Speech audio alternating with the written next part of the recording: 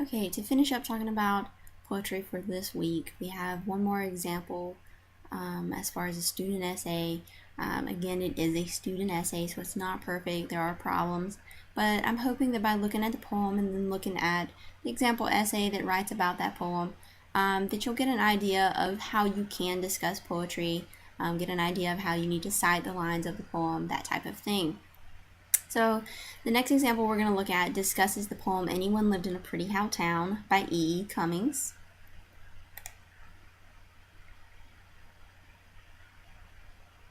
Anyone lived in a pretty how town, with up so floating many bells down.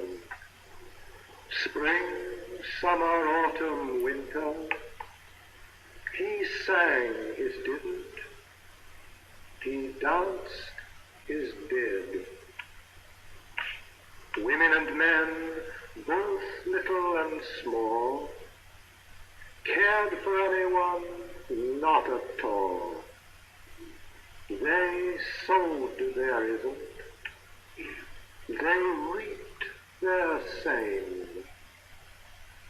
Sun, moon, stars, rain.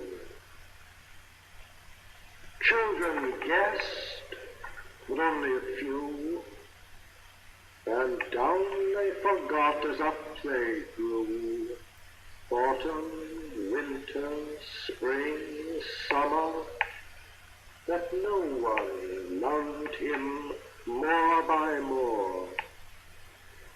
When by now, and tree by leaf, she laughed his joy, she cried his grief. Bird by snow and stir by still, anyone's any was all to her. Someone's married their everyone's, laughed their cryings and did their dance. Sleep, wake, hope, and then they said their nevers, they slept their dream. Stars, rain, sun, moon, and only the snow can begin to explain how children are apt to forget to remember, with up so floating many bells down.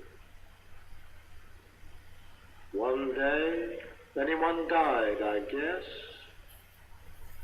and no one stooped to kiss his face.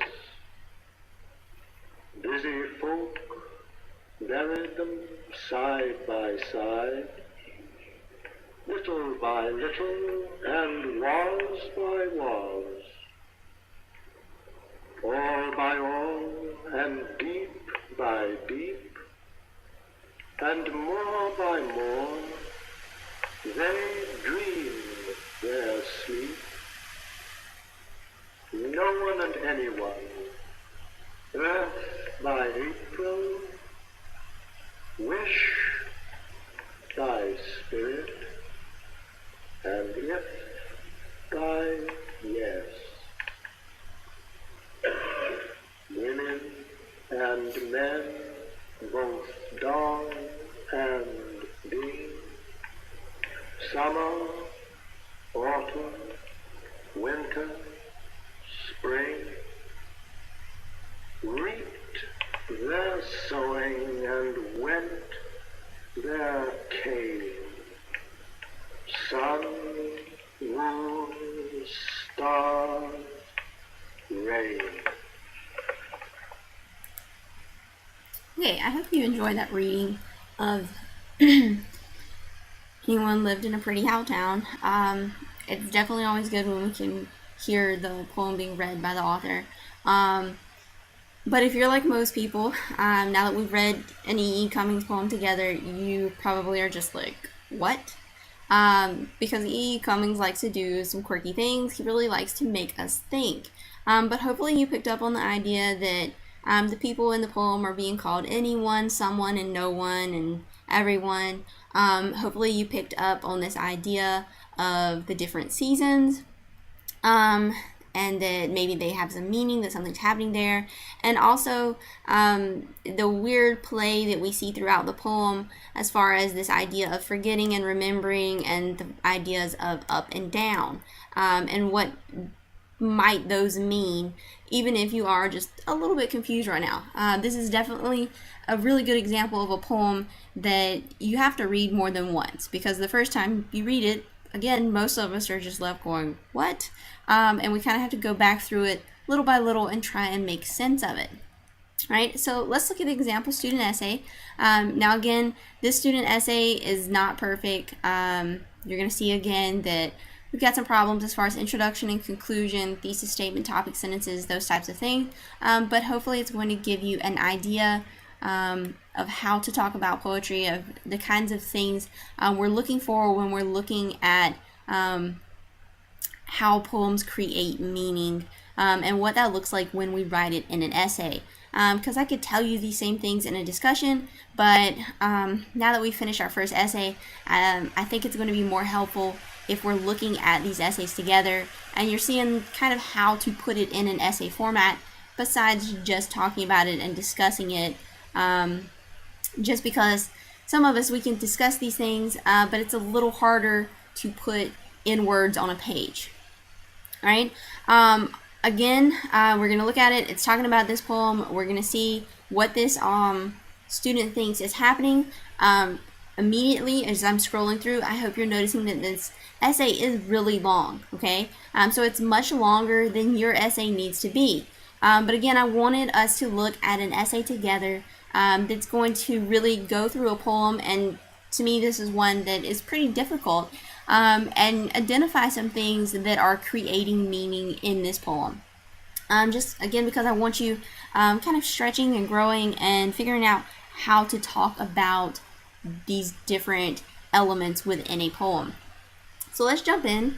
Immediately we can see that the student has titled this essay Cycles of Seasons. So we're saying that they're picking up on this idea of seasons, that they're saying that that is important, and we're looking forward to hearing what they have to say. I have a random blue thing on my screen and I don't know why.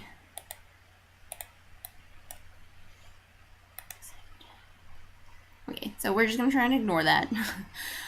Jumping into the poem, we see the E.E. Cummings poem, Anyone Lived in a Pretty How Town, appears at first glance to be a collection of trivial and mismatched words. The poem includes a rather intricate form, which relies on sound and rhythm to tell the life story of anyone and no one, right? So this isn't the end of the introduction paragraph, but we do have kind of a thesis here, because it's talking about what seems like mismatched words, what is very much an intricate form. It's talking about sound, it's talking about rhythm, and it's talking about telling the story of anyone and no one. It's talking about the meaning of this poem. So we have a possible thesis, even though it is the first sentence of our paper. All right, we can go on and we see the poem includes numerous elements of sound that are both aesthetic and functional, creating a bouncy rhythm with a sense of playful rhyme. For instance, the euphony and Anyone Lived in a Pretty How Town causes the line to trip off the tongue, making readers smile and imagine a pretty town. Despite questioning the meaning of How Town, the strange combination of words suggests unknown possibility, while the line's euphony indicates an optimistic element in anyone's life within the town. The poem also creates cacophony through the use of unusual syntax, or an element of the poem which similarly works to draw readers' attention to the unusual How Town. All right. So right now, kind of introducing the idea of these mismatched words, the sound and the rhythm, all influencing how we understand this poem. And then this paragraph's gone on to tell us a little bit about this bouncy rhythm, a little bit about the euphony and the cacophony that we're seeing in this poem. Again, giving us specific references with those lines indicated. Very focused right now on the idea of pretty town and how town, and why is it called a how town. So moving on to the next paragraph, we see several lines such as, with up so floating many bells down, and wind by now and tree by leaf, appear more cacophonic, which causes a slower incantatory pace. At times, individual words may also appear cacophonic due to unexpected diction and syntax, which I think we as readers can agree with. We had some unexpected word choice there. We had some unexpected word order in there that left us kind of questioning what is that meaning, left us a little confused. In the Pretty How Town, individuals are named anyone, no one, dong and ding, and people dance their did, so isn't, reap same, and laugh their cryings. These unusual choices of wording cause readers to question the meaning of both the overall poem and the individual words, demanding they pay more attention than they might otherwise pay to a poem that clearly states meaning in sequential syntax. Right? So again, kind of questioning where the student's taking it. What are we talking about as far as our word order, and how is our word order in this poem creating meaning?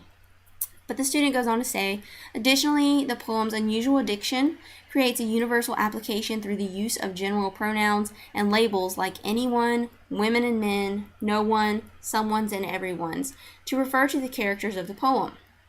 The general word choice also creates a duality of specificity and ambiguity that beckons readers to question their possible affiliations with the characters of the poem.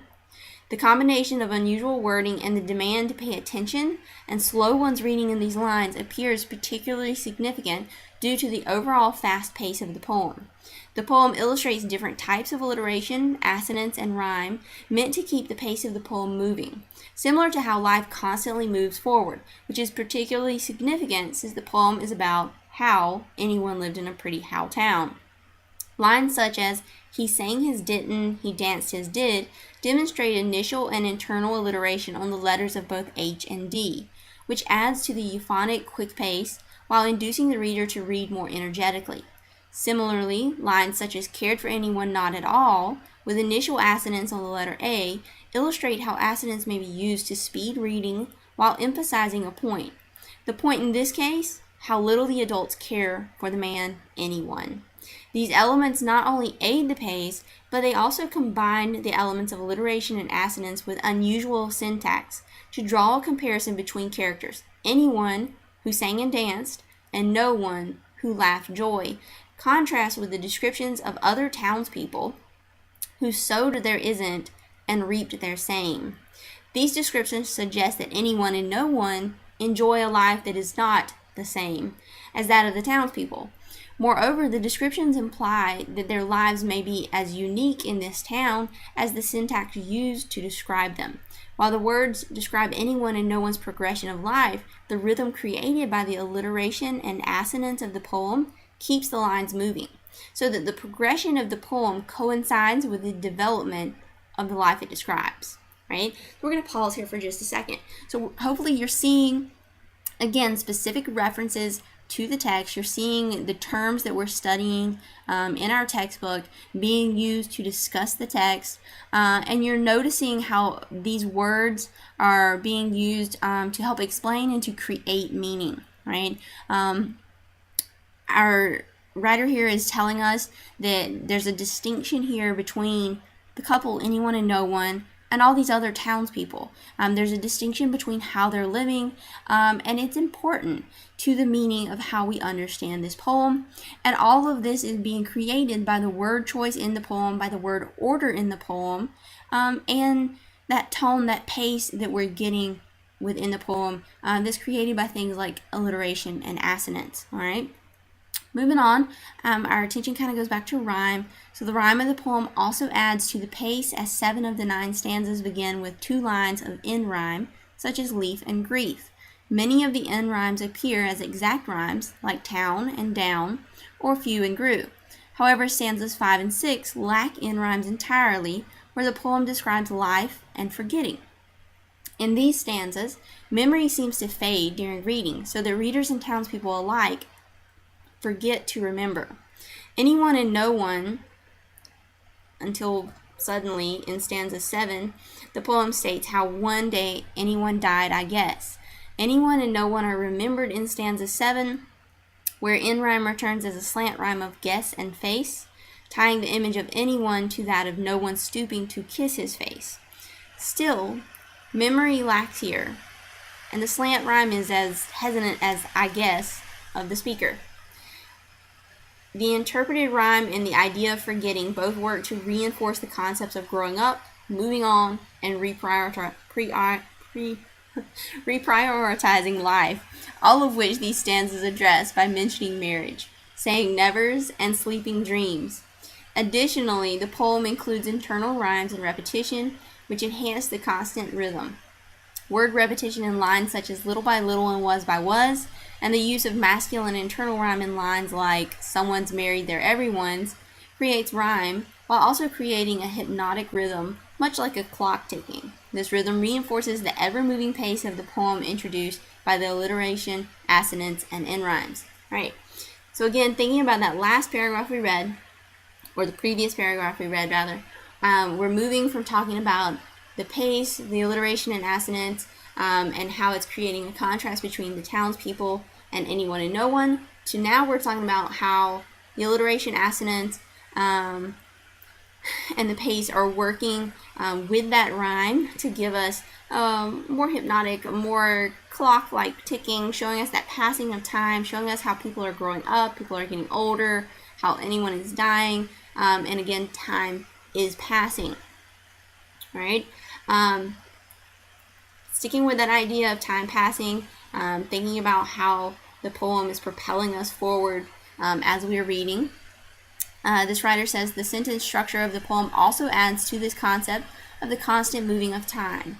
As a succession of run-on lines, the two clearly punctuated end-stop lines gain greater significance. The two periods end both stanza 1 and 8, causing a pause in reading where lines such as no one and anyone, if by yes, speak exclusively about no one and anyone.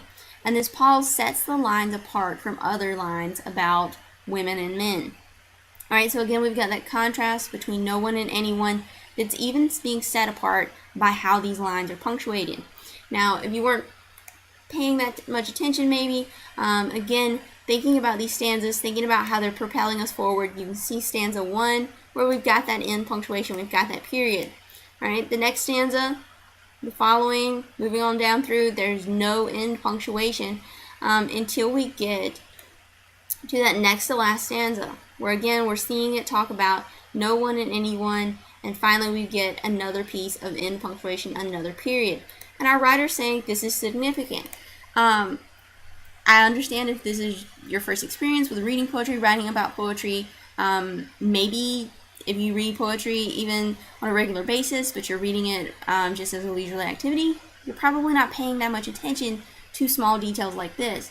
But they do matter, because we have to wonder, why did the author choose to do this? It must have some meaning. There must have been some reason. And our writer here is making an argument for that. All right? So again, we've set these lines apart, contrasting no one and anyone with all the other women and men. This writer says additional punctuation is found only in lines such as, and no one stooped to kiss his face, which appears both connected and disconnected to the previous lines. Though the punctuation emphasizes the end of the thought, the lines maintain enjambment, supporting the same subject and fitting into the thought while moving into the next line. This may also be compared to the passage of time, since every moment is connected to the one before and after it. For instance, and no one stooped to kiss his face appears in an independent line, yet it connects to the previous line and continues into the next, which reads, busy folk buried them side by side. Without enjambment, readers may not readily recognize that no one was buried with anyone while kissing his face, and the meaning and rhythm of the poem would crumble. Okay, so again, thinking about what this writer is saying, looking back at that stanza, we can see that enjambment where we're being propelled forward into that next line. Because there is no end punctuation, this line doesn't end, it moves into the next. That's what we're talking about with enjambment. But we do have punctuation. We have these parentheses that are setting off, and no one stooped to kiss his face. So again, thinking about what that means, here our writer's saying that, it's kind of got this idea that no one's buried with anyone while kissing his face. They're buried side by side. So again, just as you're moving through, thinking about all of these little choices the author has made and what the meaning is for us as readers. Nevertheless, alliteration, assonance, and syntax are not solely responsible for the rhythm of the poem. Right? So finally, we've got kind of this shift here in the essay where we're going to find out what else this writer sees as creating meaning in the poem. The number 4 creates the skeleton of the poem, both in the number of lines within stanzas and in individual lines. Each line includes between 4 and 10 syllables, with 4 accented syllables and varying unaccented syllables, resulting in an accentual meter. Lines of 10 syllables, such as any one lived in a pretty how town, and lines of 4 syllables, such as spring, summer, autumn, winter, all contain 4 stressed syllables, illustrated here with added italics. Right now, for most of us, again, this is a little over our heads. We're not used to talking about poetry in this way, but if it makes sense to you, great. We are literally talking about the syllables we stress as we read these words, as we say these words, though. But again, if it's confusing, just try and get as much as you can out of this essay. Try and make sure that you're understanding at least some of the things that you can talk about, so that you're looking for things in the other poems, trying to find something that makes sense to you to discuss in your essay. If talking about the syllables and lines does not make sense to you, definitely do not try to discuss that because it's not going to work if you don't understand it. Okay. Okay, so we've got the idea of 4 lines. We've got 4 syllables in each line. Because each line consists of 4 stressed syllables and each stanza consists of 4 lines, the poem maintains a rhythm without the need for rhyme, an autonomy which allows the poem to flow uninterrupted in stanzas 5 and 6, where end rhyme lacks.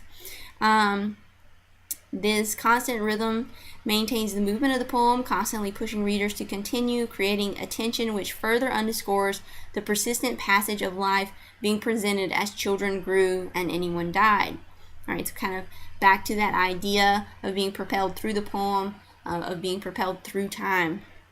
This uninterrupted rhythm creates a fast-paced poem in which the sound devices reinforce the poem's unstoppable cyclic element and meaning. The poem introduces and repeats the idea of cycles in lines such as spring, summer, autumn, winter, spring, summer, stars, rain, sun, moon, and summer, autumn, winter, spring. The individual lines demonstrate the cycle of the 4 seasons, but they also illustrate the seasons by repeating throughout the poem, shifting but maintaining the cycle of 4, a number reinforced by the 4-line stanzas and the 4 stressed lines. All right, so again, we have this idea here that the choice to use 4-line stanzas and the choice to use lines with 4 stresses in each line may be an intentional choice to support this idea of that 4-season cycle. Our writer here is telling us that we're seeing these seasons repeat through the poem, but they are changing again, kind of showing us the change of time. This writer goes on to say, in a poem about a man who lived, children who grew, someone who married, and anyone who died, the cycle of life becomes apparent, constantly moving and unstoppable, much like the rhythm of the poem. Though this repetition of 4 within the form, wording, and content of the poem points to cycles, it also points to the bells mentioned in the second line. Line 2, which speaks of so floating many bells down, initially appears nonsensical despite the beautiful euphonic sound of the words. However, the poem identifies the women and men as dong and ding. Since bells traditionally repeat ding dong, the partial repetition of 4 and cycles reappears, highlighting the town with up so floating many bells down, which may refer to the deaths of dong and ding, whose spirits would float up while their bodies are buried down. So though the poem appears as nonsense in the beginning, the presentation of cycles through sound and rhythm produces a meaningful reference to the cycle of life and death, especially if one considers dong and ding to offer a second reference to yin and yang, the 2 complementary forces that make up all aspects and phenomena of life in Chinese culture. Right? So again, kind of drawing these comparisons, looking for meaning in this repetition of 4, in this idea of cycles, and we've got a pretty good interpretation here. It's definitely supported by what we're seeing in the poem, and for most of us who we read the poem the first time and it doesn't make any sense, it definitely makes a lot of sense to think about this poem as the passage of time, as possibly illustrating the deaths of different individuals. We have a really good idea about spirits floating up and bodies being buried down as an interpretation for that idea of up and down and how it is used a little nonsensical, a little strangely in the poem. This writer goes on to say, like yin and yang, dong and ding may be associated with the idea of phases, representing opposite sides or elements. Most of us have seen yin yang. You've seen the black and white sides of it. You know that they're supposed to balance each other out. They're supposed to be complementary. So applying such a meaning to dong and ding strengthens the poem theme on the cycle of life, adding emphasis to the poem's contrast of childhood with adulthood and life with death. However, suggesting that dong and ding refer to opposites and complementary forces also allows for a deeper comparison between the individual characters of the poem. Right? So now we've got another turn here where our writer is going to dig just a little deeper, really trying to stretch and figure out exactly what this poem might mean. Very important, though, that as we continue, we're constantly seeing support, we're constantly seeing references from the poem, but again, not at the expense of connecting our own logic as writers. So we need to have references, we need to have support and evidence, but we have to make sure that we're explaining those references, we're explaining those connections to our audience. So anyone and no one clearly lived differently than other women and men of the poem. Anyone danced his did and no one laughed his joy, but the women and men laughed their crying and did their dance. A line that suggests a certain level of monotony and misery in comparison to no one and anyone's joy. Where anyone lived and appears to have enjoyed life with no one by his side, busy folk appear to have only carried out the motions. The poem says these individuals sowed, reaped, and married, moving through life as unstoppable as the rhythm of the poem. They sleep, wake, hope, and then. Moreover, the poem says the people forgot, and only the snow can begin to explain how they can forget to remember with up so floating many bells down.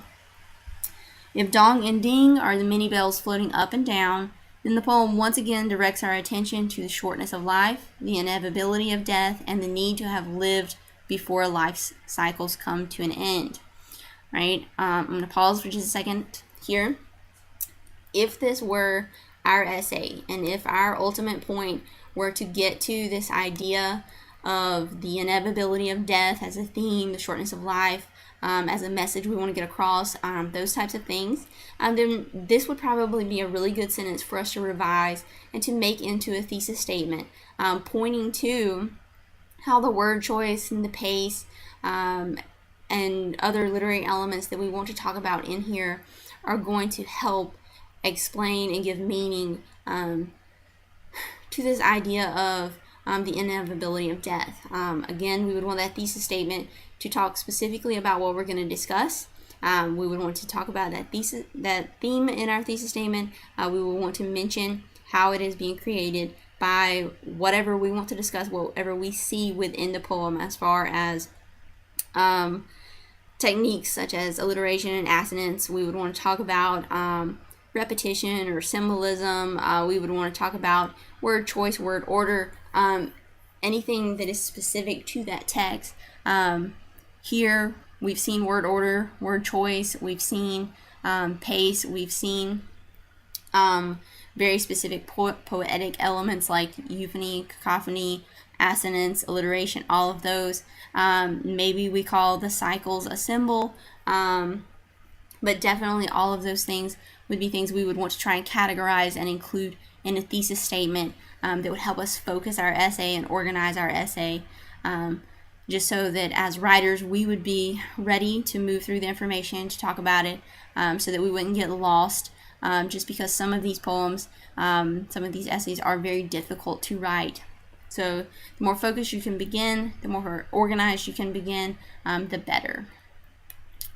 Right, by contrasting anyone who sang and danced, no one who laughed joy, and others who sowed their isn't and reaped their same, the poem directs readers' attention to the difference in how individuals embrace life. While anyone and no one enjoy life, the others go through the motions, negative, uncaring, and generally busy.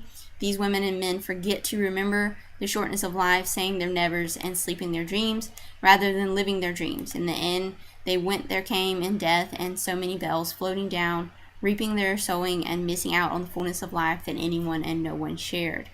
Right, this is a pretty decent conclusion. The thesis statement could definitely be more focused. Topic sentences could be a little more focused in connection to that thesis, but we've got really good information in this essay. We've got a pretty good conclusion here. If we had that more concrete thesis statement, maybe we would want to rewrite it and add it to this conclusion. Now I'm saying rewrite, not copy and paste it. You never want the exact same sentence in your paper multiple times, but whereas we're leading in our introduction with that thesis statement, we're introducing those topics. Here we would want to use it to kind of sum up those topics and help us lead out of our essay a little bit. But we do have a summary of some of the points from the essay in this paragraph, which is definitely something we want to work on in our conclusions and try and make sure that we're summing up points so that our readers haven't forgotten any of the major things we've been trying to relate to them.